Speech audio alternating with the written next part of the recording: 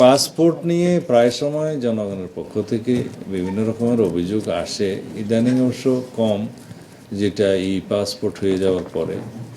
আগে machine readable পাসপোর্টের সময় ছিল। তা হচ্ছে আমাদের জনসংখ্যার অধিকাংশই এখনও অনলাইনে ইলেকট্রনিকভাবে অ্যাপ্লিকেশন করতে অভ্যস্ত নয়। সেই জন্য কারো কারো সহযোগিতা নিতে হয়। কোনো যারা আছে আর কি অনলাইনে কাজ করে কিছু, এটাও একটা পেশার সৃষ্টি হয়েছে যে তারা এই কাজগুলো করে নিজেরা কিছু আয় রুজির ব্যবস্থা করে এবং সহায়ক হিসেবে কাজ করে।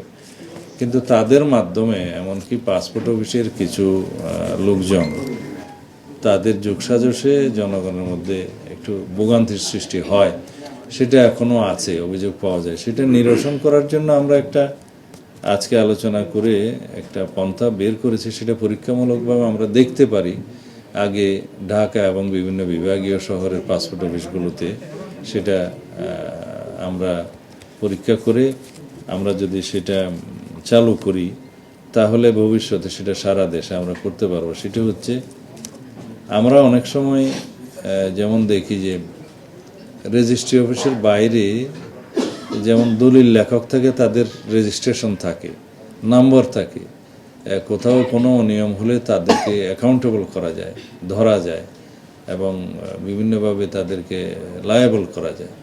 তো সেই রকম কোনো সিস্টেমের মাধ্যমে এখানে অনেকটা সহজীকরণ ব্যবস্থা আর কি, এনলিস্টেড সহায়তাকারীর ব্যবস্থা করা যায় কিনা পাসপোর্ট অফিসগুলোর বাইরে সেই দলিল লেখকদের আদলে, তাহলে কিছু কর্মসংস্থানেরও সৃষ্টি হয়, জনগণের জন্য সহজ হয়, সহজীকরণ হয়, তারা সেবাটা সহজে পেতে পারে।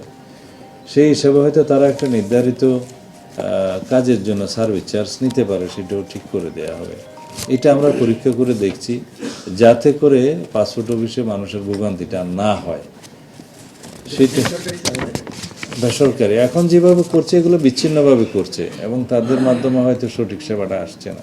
এটাকে একটা পদ্ধতির মধ্যে নিয়ে আসা যায়, সেটা চেষ্টা করছি।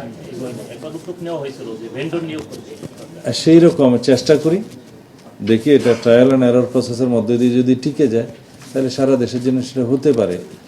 এখন রেজিস্ট্রেশন অফিসের আদলে যেভাবে রেজিস্টার্ড দলিল লেখক থাকে সেই আদলে যদি আমরা এখানে কিছু কর্মসংস্থানের সৃষ্টি করতে পারি, রেগুলেট করা যায়, জনগণও যদি সেবা পায়, কোনো অনিয়ম হলে যাতে তাদের ধরা যায় সেই হিসাবে।